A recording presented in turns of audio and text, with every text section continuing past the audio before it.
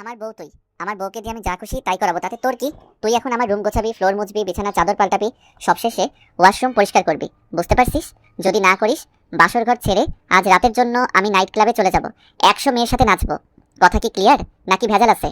রাগে কিরমির করতে করতে আঙুলে বারবার তুড়ি মেরে সদ্যবিবাহিত স্ত্রী প্রাণের সাথে কথাগুলো বলে অক্ষম আক্রোশে ফেটে পড়ল অনির্বাণ।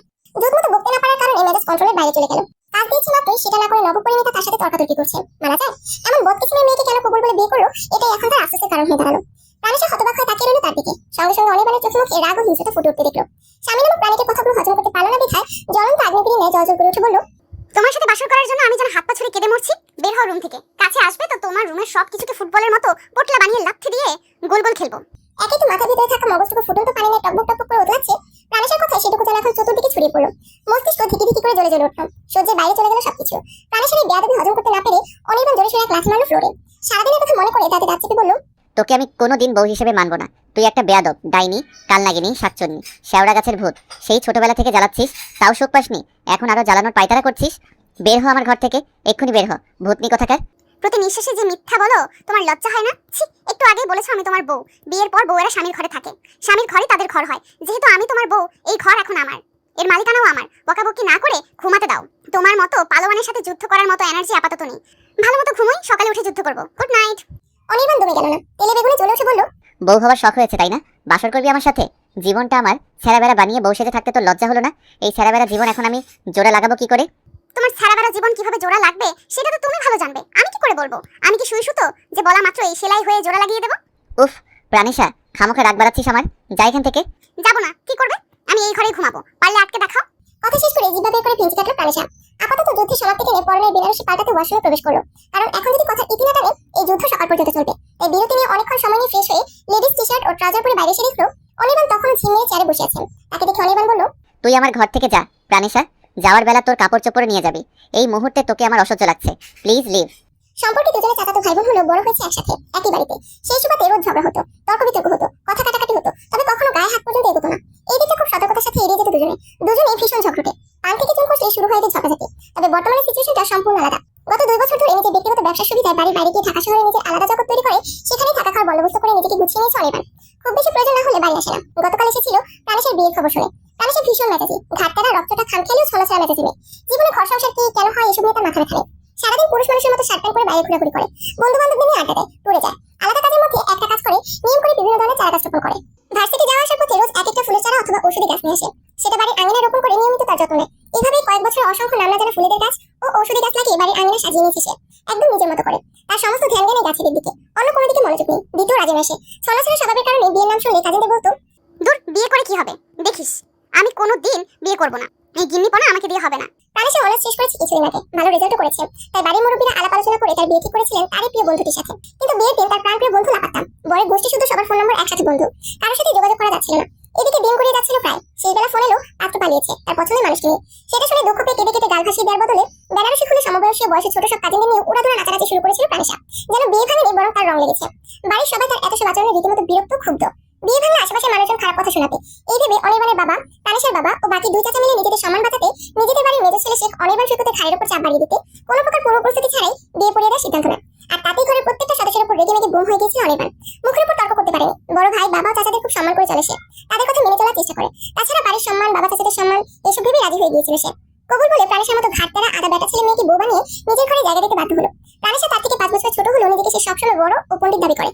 যে মেয়ে ঘর বোঝে না, সংসার বুঝে না, কাছের মানুষদের মূল্য বুঝে না, তাকে বিয়ে করে এখন কপাল চাপাতে হচ্ছে তা। সে নিয়ম শৃঙ্খলা মেনে চলা মানুষ, কোনো ধরনের অসচেতনতা, অকারণ ঝুট ঝামেলা, তর্ক বিতর্ক পছন্দ করে না। এই জন্য ভিড় এড়িয়ে চলে, ঝামেলা এড়িয়ে চলে, একাকী জীবনে অভ্যস্ত হয়ে গিয়েছে। অথচ এখন বাড়ির সবারই উদ্ভট আচরণ, হুকুম ও প্রাণেশার মেজাজ একসাথে এত কিছু তার বিরক্তি বাড়িয়ে দিল। কয়েক ঘন্টাতেই অস্থির হয়ে গেল সে। বেয়াদব মেয়েটা কথা এড়িয়ে গেল দেখে বিরক্তি স্বরে অনির্বাণ বলল, আমি তোকে যেতে বলেছি প্রাণেশা। আজকে সারাদিনের ধকলে প্রাণেশা যথেষ্ট ক্লান্ত। তার রুমে সব কাপড় চোপড় এই রুমে এনে সাজানো হয়েছে, কাজিনগুলো সাজিয়েছে। এগুলো এখন রুমে নিয়ে গিয়ে পুনরায় সাজিয়ে গুছিয়ে রাখা ঝামেলা। এত কাজ করার শক্তি নেই, করে অভ্যস্ত নয় সে। আপাতত তার বিশ্রাম দরকার। তাই সে হাইতুলে ক্লান্ত শরীর নিয়ে ফুলে ফুলে সাজানো বিছানার একপাশে শুয়ে পড়ল। এত হুকুম পালন করা কোনো কালেই অভ্যাসে নেই তার, করতে বাধ্য হল। তাই নিজের মর্জি মতো চোখের উপর হাত রেখে অনির্বাণকে বলল, বাতি নেভাও। অনির্বাণ বিরক্ত হলো, কেউ তার কথা বোঝার চেষ্টা করছে না। এই মেয়েটাকে কি করে সে বউ হিসেবে মেনে নেবে? কিভাবে সারা জীবন এক ঘরে থাকবে? এ তো সারাদিন পায়ে পা দিয়ে ঝগড়া করে, নাকের ডগায় রাত ঝুলিয়ে রাখে, সবসময় খিটখিট খিটখিট করে। এত বজ্জা দিব তার কপালে কিভাবে আসলো? তাছাড়া সম্পর্ক, এগুলোর মূল্য মেয়েটা বুঝবে তো? তার কাছে তো সবকিছুই খামখেয়ালি। নয়তো কোনো মেয়ে নিজের বিয়ে ভাঙলে ডিজিটাল বাজিয়ে নাচে। পুরো দিনের কথা ভাবতে গিয়ে এর আগে সমস্ত শরীরে জ্বলনে শুরু হলো অনির্বাণের। কটমট চোখে চেয়ে থাকে বলল, এই নির্লজ্জ, তুই আমার বিছানায় শুয়েছিস কেন? বললাম না তোকে আমি বউ হিসেবে মানি না, কথা কানে যায় না। নেমে আয় বিছানা ছেড়ে, নয়তো ভালো হবে না। চোখের উপর থেকে হাত সরিয়ে প্রাণেশা বলল, নামবো না, কি করবে? ঘর পরিষ্কার করাবো। এখানে থাকতে হলে ঘর পরিষ্কার করতে হবে। দেখছিস না চারিদিকে কাঁচা ফুল ছড়িয়ে ছিটিয়ে আছে। চোখ কি কানা? কপালের নিচে থাকা চোখ কি উপরে নিয়ে হাঁটিস? কানি কোথাকার। দুজনে তর্কাতর্কি শুরু হয়েছিল এই ঘর গোছানো নিয়ে। অনির্বাণ রুমে এসে প্রাণেশাকে বলেছিল সম্পূর্ণ রুম পরিষ্কার করতে, কিন্তু প্রাণেশা শুনেনি, সোজা বারণ করে দিয়েছিল। সেই থেকে শুরু হওয়া তর্ক এখন একই জায়গায় এসে দাঁড়ালো। দেখি বিরক্ত প্রাণেশা থেকে উঠে বলল, থাকলাম না এখানে, ক্ষতি কি? সকালে উঠে সবাই যখন দেখবে আমি আমার রুমে ঘুমিয়েছি, বাবাও চাচ্চুদের হাতে উদুম কেলানি ধারে নিও, ঠিক আছে? অনির্বাণ আটকে উঠলো। প্রাণেশা চলে যাচ্ছিল, দরজার কাছে যেতেই হাঁচকাটালে তাকে বিছানায় ফেলে দিল অনির্বাণ। তাড়াহুড়ো করে বলল, তুই এখানেই ঘুমা, পারলে আমার ঘাড়ে উঠে ঘুমা, তাও ঘরের বাইরে যাস না। নিজের কপাল নিজেই পোড়ানো অনির্বাণ। দাঁত কেলিয়ে হাসলো প্রাণেশা, ভুবুলিয়া করে হাসি। ফুলে ভরা বিছানার চাদরটা তুলে অনির্বাণের হাতে ধরিয়ে দিয়ে বলল, সকালে উঠে ধুয়ে দিও এটা, কেমন? পারলে বাড়ির বাকিদের কাপড় চোপড়ও ধুয়ে দিও। মাস শেষে মোটা অঙ্কের টাকা দেবো। কাজ করবে আর টাকা দেবো না? জানোই তো এত কিপটেমি আমার দ্বারা হয় না। আমি আবার ভীষণ দয়ালু, কারো কষ্ট একদমই সহ্য করতে পারি না। অনির্বাণ ঠোঁট কামড়ালো শুধু। কি ডেঞ্জারাস মেয়ে, কৌশলে তাকে জব্দ করে নিল। এই বয়সে এসে বাবা ও চাচাদের হাতে ওড়াদুরা কেলানি খেতে চায় না সে। ছাত্র জীবনে অনেক খেয়েছে, শেষবার খেয়েছিল 10ম শ্রেণীতে, টেস্টে ধরা খেয়ে। এরপর প্রিন্সিপালকে বুঝিয়ে সুঝিয়ে কত শত অনুরোধ করে ফাইনাল এক্সাম দিতে পেরেছিল। বাপ রে, কি কেলানিটাই না খেয়েছিল। মনে পড়লে এখনো তার শরীরে পশম দাঁড়িয়ে যায়। সবার একটাই অভিযোগ ছিল, ক্লাসে ফার্স্ট হওয়া ছেলে কি করে টেস্টে ফেল করে। তারা কি আর জানতো ওই বয়সে প্রেমের ভূত চেপেছিল মাথায়? যত সব নষ্ট করা তো তার প্রথম প্রেম, প্রথম ভালোবাসা। আহা, সে কি ভুলা যায়? পিছনের কথাগুলো মনে পড়ে যাতে দুঃখে দুঃখে চেহারা বানিয়ে চাদরটা ওয়াশরুমে রেখে ফ্রেশ হয়ে এলো অনির্বাণ। এর মধ্যে অন্য একটা চাদর বিছানায় বিছিয়ে আরামসে ঘুমাচ্ছে প্রাণেশা। দেখি শরীর জ্বলে উঠলো, পুনরায় বলল, তুই চাদর পেলি কোথায়? চোখ বন্ধ রেখে প্রাণেশা উত্তর দিল, আলমারি থেকে বের করেছি। তুই ওটাতে হাত দিয়েছিস কেন? ওখানে আমার কত ব্যক্তিগত জিনিস রাখা আছে। ব্যক্তিগত জিনিস নিয়ে অনির্বাণ কি বুঝিয়েছে সেটা চোখে ভাসতেই খিলখিলে হেসে উঠলো প্রাণেশা। বলল, হ্যাঁ দেখেছি তোমার ব্যক্তিগত জিনিস। প্রাণেশার হাসি দেখে রাগ যেন আরো বেড়ে গেল অনির্বাণের। বলল, হাত দিয়েছিস? ছি, হাত দিতে যাবো কেন? নাক মুখ কুচকে তাকালো প্রাণেশা। উল্টো ঘুরে হাসি আড়াল করে ঘুমানোর চেষ্টা করলো। অনির্বাণ বলল, তুই আর ওটাতে হাত দিবি না। 100 বার দেবো। মাথা ফাটিয়ে ফেলবো কিন্তু। চট করে বিছানায় উঠে বসলো প্রাণেশা। হাতের ইশারায় অনির্বাণকে কাছে রেখে বলল, ফাটাবে? এসো, এক্ষুনি ফাটাও। এরপর কয়েক মাস জেলে থাকবে, আমি আরামসে এখানে থাকবো, হবে না? অনির্বাণ ফের বলল, তোকে আমি মেরেই ফেলবো। ভূত হয়ে ঘাড় মটকাবো। উফ আল্লাহ, এ আমি কার পাল্লায় পড়লাম? কেন বেয়াদব ভূতনি শাকচুন্নি, এইসবের পাল্লায় একটু আগেই না বললে? এর মধ্যেই ভুলে গেছো? কপালে হাত দিয়ে বিরক্তির ভাব প্রকাশ করলো অনির্বাণ। আলমারি লক করে চাবি নিজের কাছে লুকিয়ে ফ্লোরে বিছানা বিছিয়ে একটা বালিশের নকশি কাঁথা নিচে ফেলে বাতি নিভিয়ে ঘুমানোর প্রস্তুতি নিয়ে বালিশে মাথা ঠেকালো। প্রাণেশা তার এসব কান্নাকারখানা দেখে মিটিমিটি হেসে বলল, ভালো করেছো ফ্লোরে শুয়েছো, এখানে আসলে আমি তোমার ঘাড় মটকিয়েই দিতাম। শেষে দেখা যেত বাড়ির সবারই ঘাড় আছে, শুধু তোমার ঘাড়টাই নেই। অনির্বাণ কোনো আওয়াজ করলো না, ঘুমানোর ভান্দরে চুপ করে পড়ে রইল। প্রাণেশা বালিশে মাথা ঠেকিয়ে অনির্বাণকে জানানোর উদ্দেশ্যে গুনগুনিয়ে গাইল, তুমি দিও না গো বাসর ঘরের বাতি নিভাইয়া, আমি বদ্ধকারে অন্ধকারে যাব মরিয়া। গান গিয়ে নিজের বিপদ নিজে ডেকে আনলো প্রাণেশা। টের পেল কিছুক্ষণ পরে অনির্বাণ সোজা হয়ে বসে আচ্ছাদতে প্রথমে তার পরিণীতাকে দেখলো। এরপর বাতি জেলে ঘোর লাগা চোখে চেয়ে চেয়ে বিছানা থেকে অগ্রসর হতে হতে বলল, পরের লাইনটা যেন কি? প্রাণেশা পরের লাইন মনে করার চেষ্টা করলো। এর মধ্যে অনির্বাণ বলল, মনে পড়ছে না। ভয় মিশ্রিত মনে দুদিকে মাথা নাড়লো প্রাণেশা। অনির্বাণ চোরা হাসিতে মুখ ভরে তুলে বিছানা হাত রেখে প্রাণেশার দিকে একটু ঝুঁকে ফিসফিসে বলল, তুমি ভয় কেন পাও প্রাণ সজনী আমায় দেখিয়া? তোমায় প্রেম সোহাগে রাখবো আমার বুকে জড়াইয়া। প্রাণেশা ঢোক দিল। হাতের আলতো ছোঁয়াতে অনির্বাণকে ছুঁয়ে দূরে সরানোর চেষ্টা করলো। না প্লিজ দূরে যাও, আমি ঠিক আছি, আমার ভয় লাগছে না, তুমি বাতি নিভিয়ে শুয়ে পড়ো। অনির্বাণ দূরে গেল না, আরো কাছে এসে আঙুলের আলতো স্পর্শে প্রাণেশা লাল হয়ে যাওয়া গাল ছুঁয়ে চোখে মুখে ফুদিয়ে বলল, তুইও তো কাছে ডাকলি, দূরে যাই কি করে বল? প্লিজ তোমার দোহাই লাগে, তুমি যাও। যাবো না, আজ তো আমাদের বাসর, ইশারায় যখন কাছে ডাকছিসই আদরটা শুরু করতেই পারি, কি বলিস? প্লিজ মেজো ভাইয়া যাও। ভাইয়া? প্রাণেশা কাঁদো কাঁদো গলায় বলল, ভাইয়াই তো ছিল। এখন তার ভাইয়া নই, একান্তই ব্যক্তিগত মানুষ হয়ে গেছি। ফের ভাইয়া ডাকলে তোর ঠোঁট দুটো আমি সেলাই করে দেবো প্রাণ। তুমি দূরে যাও প্লিজ। দূরে যাওয়ার মুডে নেই আপাতত, আমি এখন রোমান্সের মুডে আছি। অনির্বাণ আরেকটু কাছে গেল, ভয়ে জড়সড় হয়ে গেল প্রাণেশা। পরক্ষণে চিন্তা ভাবনা করে ফেললো কিছু। যখন দুজনের মাঝখানে 1 ইঞ্চি সমান দূরত্ব রইল না, তখনই দু হাতে অনির্বাণের চুল ধরে ঝাঁকুনি দিল। ব্যথায় আর্তনাদ করে উঠল অনির্বাণ। জোরপূর্বক হাত ছাড়িয়ে নিতে দেখলো কতগুলো ছোট ছোট চুল প্রাণেশার হাতের মুঠোতে। চুমুর বদলে চুল ছেঁড়া। রেগে মেগে কিছু বলতে যাবে তার আগে প্রাণেশার রুমের দরজা খুলে বাইরে দৌড় দিল। দৌড়াতে দৌড়াতে চিৎকার দিয়ে বলল, বাবা গো মা গো, কে কোথায় আছো গো, জলদি এসো, আমার ঘরে ডাকাত এসেছে। ও মা ও বাবা, আমাকে বাঁচাও, হতচ্ছাড়া ডাকাত আমায় মেরে ফেললো রে। অনির্বাণের ঘুম ভাঙলো সকাল 7:30টায়। এত বেলা অব্দি ঘুমানোর অভ্যাস নেই। গতকাল রাতে প্রাণেশা তার চুল ছিঁড়ে দৌড় দেওয়ার পর আর মেয়েটা নাকা পায়নি। তাতে ঘর কাঁপানো হাসিতে পেট ফুলে উঠছিল তার। প্রাণেশাকে ভয় দেখিয়ে রুম থেকে তাড়ানোর উদ্দেশ্যে এইভাবে কাছে গিয়েছিল সে। বহুলে তাকে ছুতে হবে এমন কোনো বাড়তি আকাঙ্ক্ষা তার মধ্যে ছিল না। ছিল শুধু প্রাণেশাকে দূরে সরানোর চিন্তা, শান্তিতে ঘুমানোর চিন্তা, যার কারণে ইচ্ছাকৃতভাবেই কাছে গিয়ে এরকম একটা সিচুয়েশন তৈরি করেছিল সে। প্ল্যান সাকসেসফুল হওয়াতে শান্তির একটা ঘুম হয়েছে। এসব চিন্তা করে একা একাই হাসছিল অনির্বাণ। হাইতে তুলতে বেলকনিতে এসে দাঁড়াতে দেখলো ভাঙা একটা গাছের নিচে ছোট চাচা শিব শওকত আলমের ছেলে ও মেয়েকে কান ধরে উঠবোস করাচ্ছে প্রাণেশা। হাতে একটা কঞ্চি, রাগত্ব মুখ, জ্বলন্ত দৃষ্টি। ভাই বোন দুটো বেশ ভয় পাচ্ছে প্রাণেশার এই দৃষ্টিতে। ভয়ে কাচামাচু হয়ে তারা কান ধরে উঠবোস করছে আর ফোফাচ্ছে। দূর থেকে এই দৃশ্য দেখে বড্ড মায়া হলো অনির্বাণের। গলা উঁচিয়ে বলল, ওদেরকে এই শাস্তি কেন দিচ্ছিস প্রাণেশা? প্রাণেশা চোখ কটমটিয়ে বলে উঠলো, সেটা তোমাকে কেন বলবো, তুমি কে? কাজের মাঝখানে বিরক্ত করছো কেন, যাও এখান থেকে। ওরা চিৎকার দিয়ে কান্না শুরু করে দিয়েছে। প্রাণেশা হা হয়ে ওদের কান্না দিচ্ছিল, কারণ এখনো কঞ্চি দিয়ে একটা আঘাতও সে দেয়নি, শুধু ভয় দেখাতে কঞ্চি হাতে রাখা। এদিকে দূর থেকে ওদের কিছু একটা ইশারা করলো অনির্বাণ। প্রাণেশা না বুঝলো ভাই বোন দুটো ঠিকই বুঝে দিল। সাউন্ড দিয়ে কান্না শুরু করলো। অনির্বাণ তখন সুযোগ পেয়ে বলল, তোর তো সাহস কম না, তুই ওদের গায়ে হাত দিচ্ছিস। ওরা এখনো ছোট, এসব শাসনের কি বোঝে? প্রাণেশা ফুঁসে উঠে বলল, কিছু বোঝে না, শুধু বুঝে গাছের ডালে চড়ে গাছ ভাঙতে। এইটুকু একটা গাছ, এইটার ডালে চড়ার কি দরকার ছিল? একটা গাছের দাম কত জানো? সেইটাকে যত্ন করে বড় করার কষ্ট বোঝো? বুঝবে কি করে জীবনে কোনোদিন একটা গাছ লাগিয়েছো? অলস কোথাকার।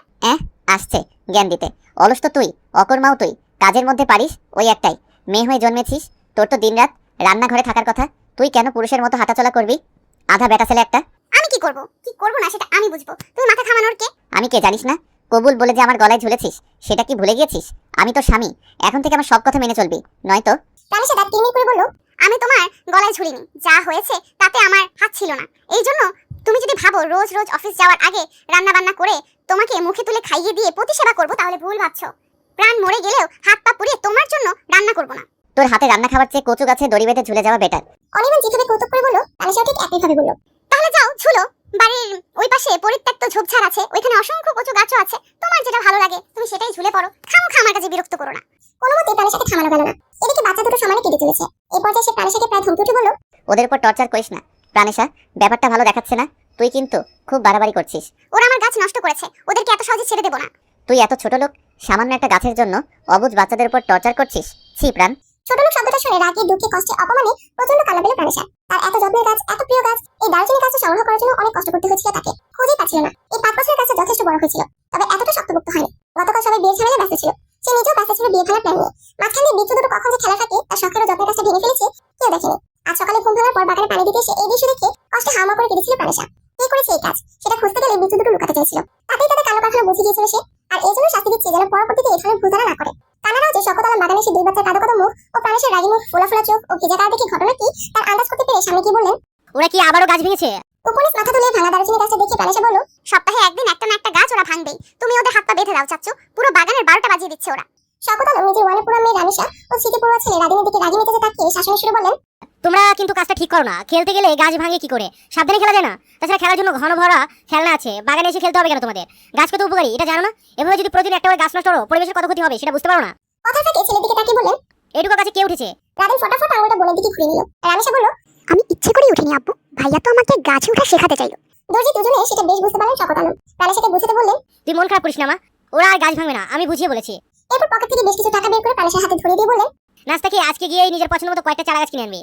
চাচার কথা মেনে নিলেও ভাঙা গাছের জন্য যে যন্ত্রণা বুকে চেপে বসলো সেটুকু থেকে মুক্তি মিলল না। মনের যন্ত্রণা হালকা করতে ভাই বোন চাচাকে বিদায় করে ওখানে দাঁড়িয়ে রইল প্রাণেশা। ভাঙা গাছটা হাতে তুলে জায়গাটা পরিষ্কার করে অনসক গাছে যত্ন করে পানি ঢেলে ঘরে ফিরতে গিয়ে অনির্বাণের বেলকনির দিকে চোখ পড়লো। তখন এখানে দাঁড়িয়ে ছিল অনির্বাণ। প্রাণেশা কালো কারখানা দেখছিল, চোখে চোখ পড়তে আদেশি সুরে অনির্বাণ বলল, নাস্তা খেয়ে ঝটপট তৈরি হও, আমিও তোর সাথে যাবো। নার্সারি থেকে নিজের পছন্দ মতো বেশ কয়েকটা ফুলের গাছ কিনল প্রাণেশা। মশলা জাতীয় গাছ পেল না, ঔষধি গাছ আগামী সপ্তাহে আসবে। অনির্বাণ শুধু দাঁড়িয়ে দাঁড়িয়ে দেখছিল। গাছ কেনা শেষ হলে টাকা পরিশোধ করে সবগুলো গাছ একটা ভ্যান গাড়িতে তুলে চালককে বাড়ির ঠিকানা দিয়ে দুজনে বাইক করতে যাবে। অমনি বেশ কিছুটা দূরের একটা দামি রেস্টুরেন্টের দিকে চোখ গেল অনির্বাণের। কতক্ষণ এক দৃষ্টিতে তাকিয়ে প্রাণেশাকে বলল, ওটা তোর বন্ধু সাফওয়ান না? প্রাণেশাও সামনের দিকে দৃষ্টি দিল। সাফওয়ান একটা মেয়ের সামনে দাঁড়িয়ে আছে। মেয়েটা ভীষণ খুশি খুশি মেজাজে রেস্টুরেন্টের সামনে দাঁড়িয়ে ওয়েদারের সাথে মিলিয়ে চমৎকার করে ছবি তুলছে। সাফওয়ান ছবি তুলে দিচ্ছে আর মেয়েটি পোজ দিচ্ছে। দৃশ্য দেখে অনির্বাণের মনোযোগ সরিয়ে নিতে ঝটপট তার চোখ থেকে চশমা সরিয়ে নিল প্রাণেশা। বলল, দূর, চশমা পরেও ভুল দেখছো, ওটা সাফওয়ান নয়। অনির্বাণ মুহূর্তে সামনে তাকালো, সঙ্গে সঙ্গে দৃষ্টি আবছা হয়ে গেল। দূরে কিছু আর ঠিকমতো দেখা গেল না, সবকিছু ব্লার দেখলো। রাগে গজগজ করতে করতে বলল, তুই চশমা নিলি কেন? ওটা সাফওয়ানি, আমি ভুল দেখিনি। দূরের জিনিস অস্পষ্ট দেখলো, কাছে সব পরিষ্কারই দেখে অনির্বাণ হাত বাড়িয়ে প্রাণেশার হাত থেকে চশমাটা কেড়ে নিয়ে সেটা চোখে পড়ে দৌড় দিল রেস্টুরেন্টের দিকে।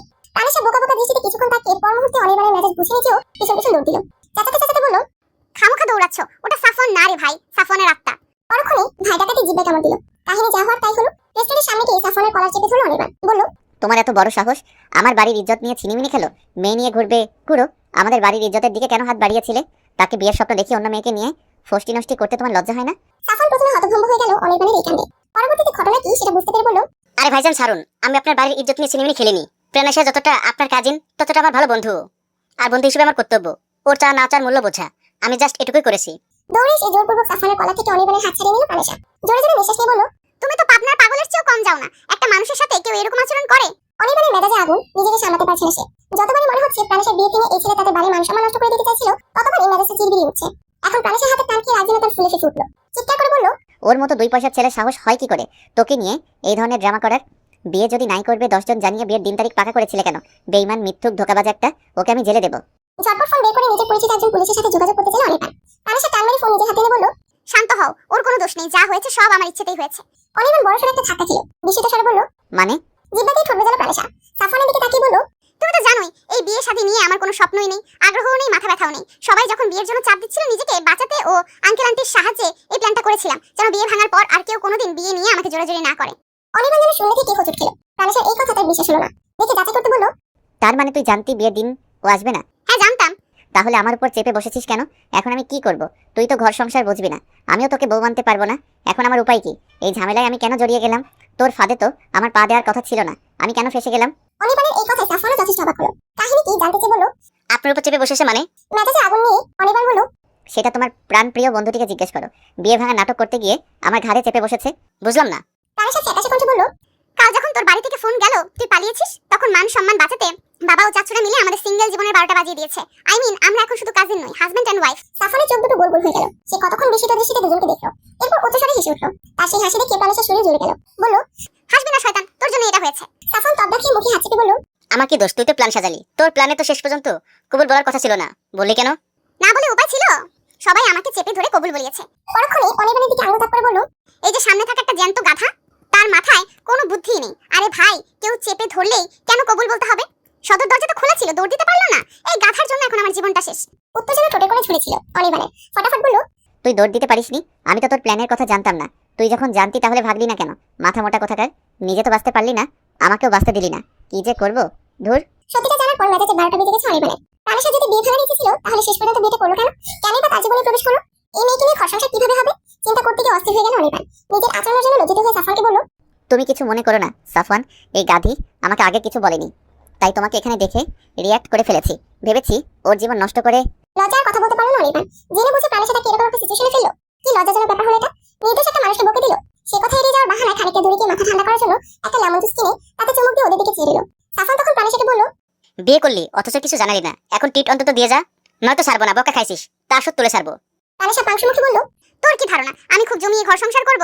ঠিক এক সপ্তাহের মধ্যে ডিভোর্সের কথা উঠবে। নিশ্চিত থাক, যদি ডিভোর্স না হয় তাহলে ট্রিট দেব। এরপর সাফওয়ানের গার্লফ্রেন্ডের সাথে অল্প স্বল্প গল্প করে ওদেরকে বিদায় দিয়ে অনির্বাণের সামনে এসে বলল, বাড়ি যাবে না? অনির্বাণ কাটকাট গলায় বলল, তুই যা। বেরিয়ে এসেছি দুজন, যাবো একা? তাতে তোর কি? তুই তো একা পথ চলে অভ্যস্ত। এমন তো না যে আমি সঙ্গে না গেলে বাড়ি পৌঁছাতে পারবি না। একা গেলে সবাই কি ভাববে? সবার জন্য চিন্তা হয় তোর? যদি চিন্তা হতো এরকম একটা থার্ড ক্লাস প্ল্যান করে আমার ঘাড়ে চেপে বসতি না। এখন কি চাইছো তুমি? ডিভোর্স? অনির্বাণ হেসে বলল, তুই কি চাস? আমি কি চাই সেটা তুমি জানো? তাহলে আর কি, সময় মতো পেয়ে যাবি। তোর মতো আত পাগলকে নিয়ে ঘর সংসার করার ইচ্ছে আমার নেই। প্রাণেশা কর্মচুকি চেয়ে রইল কয়েক সেকেন্ড। অনির্বাণের সেদিকে দৃষ্টি ছিল না। সে জুস খেয়ে সামনে থাকা পত্রিকায় চোখ ডুবে রেখেছিল। হুট করে প্রাণেশার মাথায় দুষ্টুমি চেপে বসলো। রেস্টুরেন্টে প্রবেশ করে এক গাদা খাবার কিনলো। অনির্বাণ একটা সামনে তাকিয়ে দেখলো প্রাণেশা নেই। ভেবে নিল চলে গেছে। সে নিজের মতো করে জুস খাওয়ার ফাঁকে ফাঁকে পত্রিকা পড়ে মনোযোগ দিয়ে সময়টাকে উপভোগ করতে লাগলো। একটা সময় অনির্বাণের সামনে এসে আঙুলের মধ্যে ব্যাগের চাবি ঘুরিয়ে জুসের গ্লাসের কাছে কাগজ রেখে প্রাণেশা বলল, বিল পেমেন্ট করে দিয়ে আসো।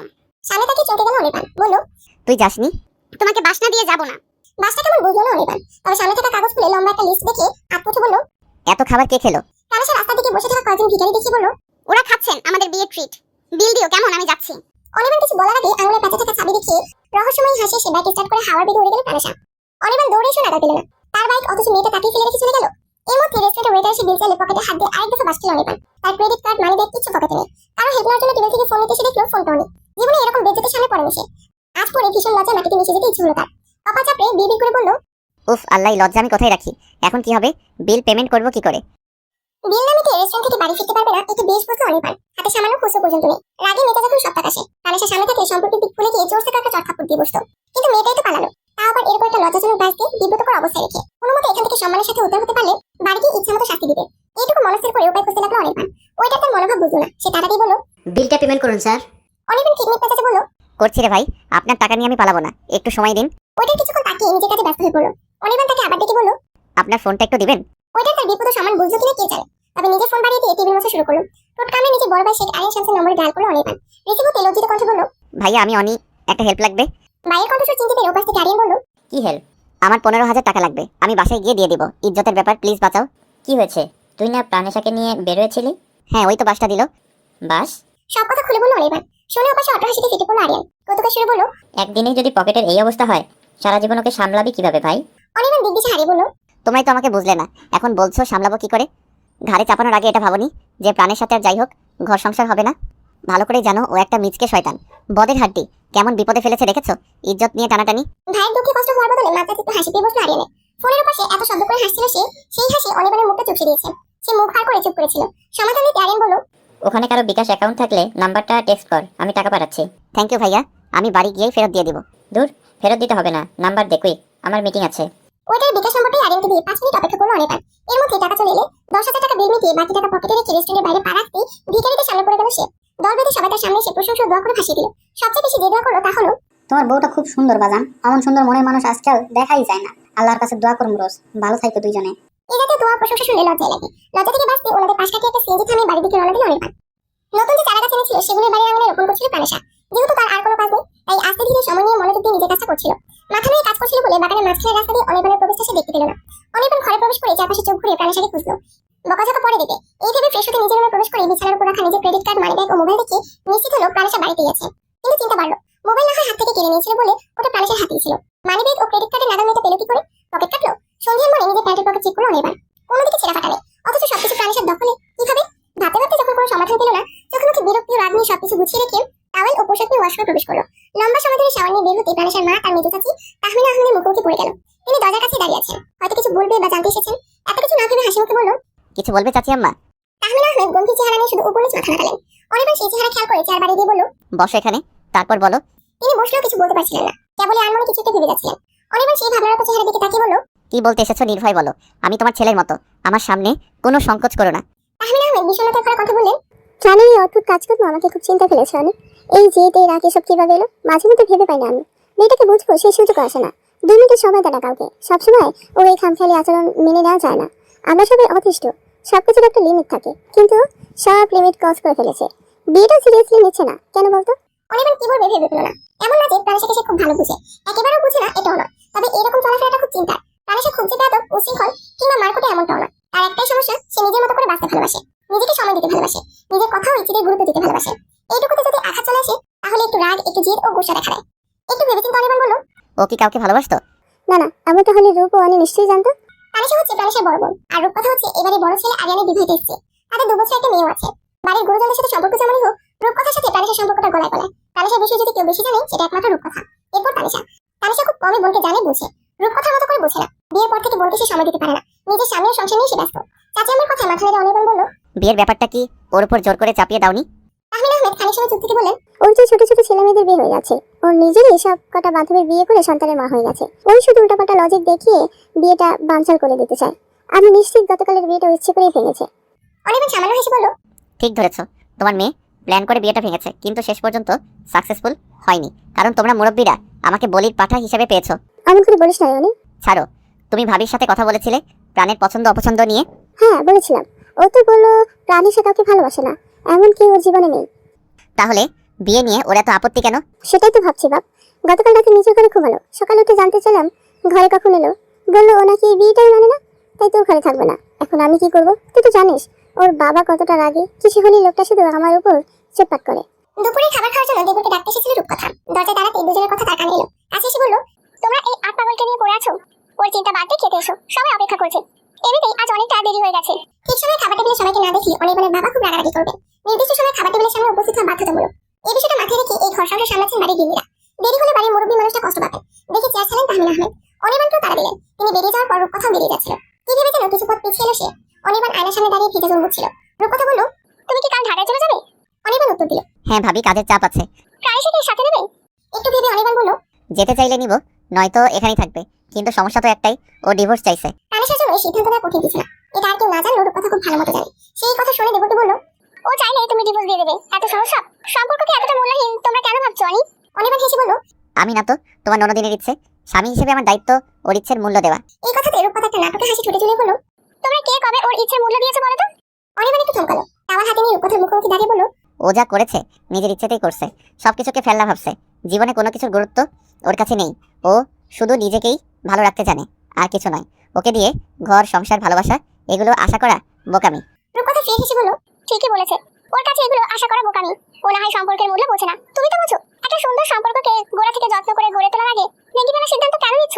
সময় নিয়ে সম্পর্কটার ব্যাপারে একটু পজিটিভ ভাবনাকে মনে ঠাঁই দেওয়া উচিত নাকি?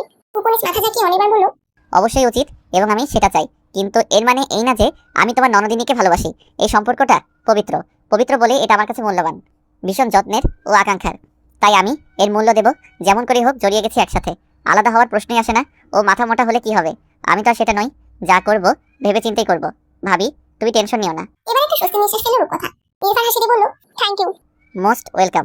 ফিরে যেতে কি রূপকথা আবার অনির্বাণের সামনে এসে বলল, আগামীকাল যাওয়ার আগে আমাকে 8 ঘন্টা সময় দিও তো, কিছু গুরুত্বপূর্ণ কথা শেয়ার করব। গুরুত্বপূর্ণ কথা কি? কেন? কাকে নিয়ে? এসব কিছু প্রশ্ন করলো না অনির্বাণ। ঘাড় সম্মতি জানিয়ে বলল, ঠিক আছে। দুপুরে খাবার টেবিলে সবাই উপস্থিত হলো। বাচ্চাদের যারা স্কুল কলেজে পড়ে তারা ও কর্মজীবীরা ব্যতীত সবাই নিজ নিজ আসনে বসে খাওয়ার আয়োজন শুরু করেছে। প্রাণেশা তখন কাদামাটিতে মাখামাখি হয়ে ঘরে প্রবেশ করেছে। একসাথে অনেকগুলো গাছ রোপণ করে যথেষ্ট ক্লান্ত সে। ঘরে পাড়া রূপকথা বলল, সেই কখন ডাকলাম, এখন এলি? যা তাড়াতাড়ি গোসল করে খেতে আয়। অনির্বাণের বাবা শেখ শাফিউল আলম সব সন্তানকে স্নেহের চোখে দেখেন। তাদের ভালো মন্দের খোঁজ খবর যেমন নেন, তেমনই ভদ্রতা দেখলে শাসনও করেন। সকালে তার মেজে ছেলে প্রাণেশা একসাথে বেরিয়ে গিয়েছিল। বাড়ির সবাই সেটা দেখেছে, কিন্তু ফিরেছে আগে পরে। অনির্বাণ একটু আগেই মাথা দিয়ে বলছিল প্রাণেশা কিভাবে তার পকেটে 12টা বাজিয়েছে আজকে। যদিও সে কৌতুক করে বলছিল সবাইকে হাসানোর জন্য, আসলে সবাই হো হো করে হাসলেও শাফিউল আলম গম্ভীর মেজাজ দিয়ে বললেন, তোমরাই মেয়েটাকে রাগিয়ে দাও, নয়তো ও ইচ্ছে করে দুষ্টুমি করে না। নিশ্চয়ই উনি এমন কিছু বলেছে যার কারণে ও খেপে গিয়ে উদ্ভট আচরণ করেছে। প্রাণেশাকে নিয়ে বাবারের সাপোর্ট দেখে খাওয়া থামিয়ে অনির্বাণ বলল, আমি মোটেও ওকে রাগাইনি। ওর শিরা উপশিরায় শয়তানি লুকানো, তুমি দেখতে পাচ্ছ না? কাছে ছিল পিঠা। প্রাণেশা ওই কথা শুনলো, রেগে রেগে বোম হয়ে ডাইনিংয়ের সামনে এসে বলল, আর তুমি যে ওখানে সামান্য কটা গাছের মূল্য নিয়ে বিক্রেতার সাথে দর কষাকষি করছিলে, সেটা বুঝি দোষের নয়? কোনো কিছু কিনতে গেলে ক্রেতা বিক্রেতার মধ্যে একটা দামাদামি হয়। রাস্তায় থেকে সেরকমটাই হয়েছিল। এই মেয়েটা সেটা নিয়ে যে মেজাজ দেখাবে তাকে সে জানতো। নিজের দিকে স্পষ্ট করতে অনির্বাণ বলল, এটা নর্মাল ব্যাপার প্রাণেশা, একটু এদিক ওদিক হয় তাই বলে তুই আমাকে বাগের কাছে ঢুকিয়ে দিয়ে ক্রেডিট কার্ড ও মানিব্যাগ নিয়ে পালিয়ে আসবি? এটা কোন ধরনের বাচ্চামো?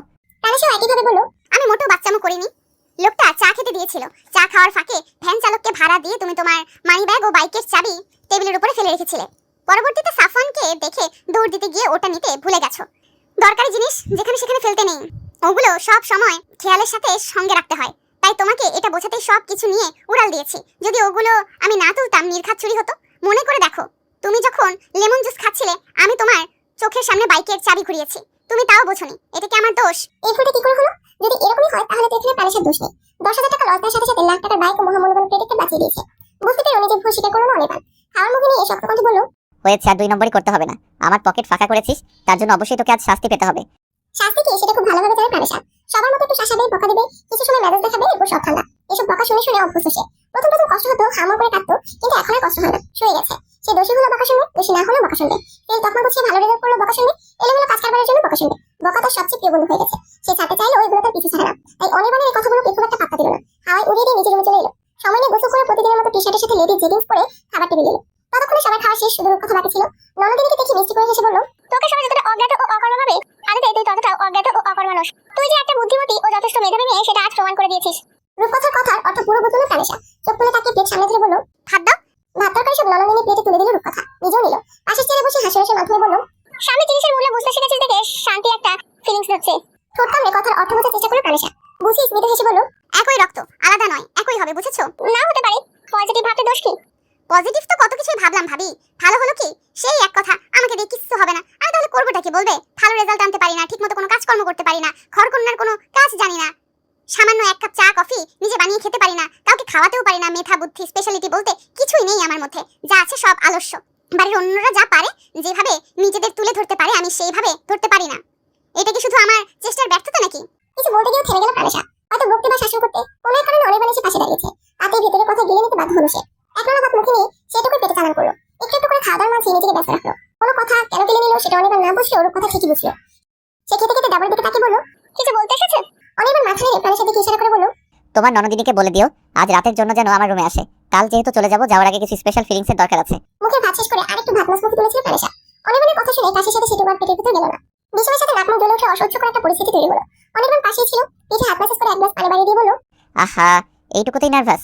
পানি খেয়ে নিজেকে সামনে নিয়ে প্রাণেশা বলল, আমি কেন তোমার ঘরে থাকবো? বাড়ি আমার বউ না তুই? প্রাণেশা কটমট চোখে চেয়ে চেয়ে বলল, যাবো না আমি তোমার ঘরে। জরুরি কিছু কথা বলবো প্রাণ। যাবো না মানে যাবো না, মাথায় ঢুকিয়ে নাও। না গেলে কি করবো জানিস? প্রাণেশা জিজ্ঞাসা দৃষ্টিতে তাকালে অনির্বাণ তাকে জব্দ করতে একটু মাথা নিয়ে একদম বউয়ের কানের কাছে ছোট নিয়ে ফিসফিসে বলল, তোর নিচের ঠোঁটের ঠিক বাম পাশে কালো একটা তিল আছে। গত রাতে খুব ইচ্ছে হয়েছিল তিলটা ছুঁয়ে দেখি। তুই তো একটা মাথা মোটা বেকুব, তাই আমার ইচ্ছের মূল্য দিসনি। এখন কথার মূল্য না দিলে লাজ লজ্জা ও অনুমতির দিক ভুলে গিয়ে দীর্ঘ সময়ের একটা স্পেশাল চুমু দিব ঠোঁটে। তখন মুখটা কোথায় লুকাস সেটাও দেখে ছাড়বো, বুঝেছিস? প্রাণেশার মনে হলো এক্ষুনি এখান থেকে না পালালে মানিজতের দিকে ফিরে তাকাবে না অনির্বাণ। লজ্জা তাকে ফেলবেই। যতটুকু খেয়েছে সেটুকুই যথেষ্ট। সে খাবার রেখে হাত ধুয়ে নতমুখে দৌড় দিল। ওর দৌড় দেখে রূপকথা অনির্বাণ শব্দ করে হেসে উঠল। রূপকথা বলল, কি যে করো না তোমরা? কি দরকার ছিল মেজাদিকে এইভাবে পচানো? দেখে তো খাবারটাও ফেলো না।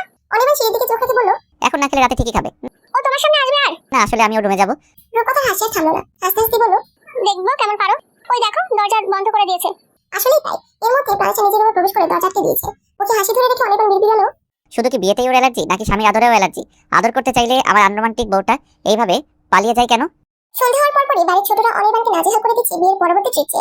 অনির্বাণ কোনো এক সময় বলেছিল বিয়ে যদি করে তাহলে তার বিয়ের দিনই ভাই বোনদের সবাইকে নিয়ে জম্পেশ খানাখানা করবে। কথাটা অনির্বাণ ভুলে গেল, বাড়ির ছোটরা ভুলেনি। অবশ্য সবার মনেও ছিল না। মনে করিয়ে দিয়েছে প্যালেসের একমাত্র ছোট ভাই রাসেল, বিশেষ করে রামেশ ও রাদিনের কানে ট্রিটের ভূত চাপিয়ে দিয়ে সে গায়ে হাওয়া লাগিয়ে হাঁটছে। আর ওই দুটো ট্রিট কি সেটা না বুঝলেও ট্রিটের নাম নিতে নিতে অনির্বাণের পিসিবহু দুই বাহুতে ঝুলে আছে।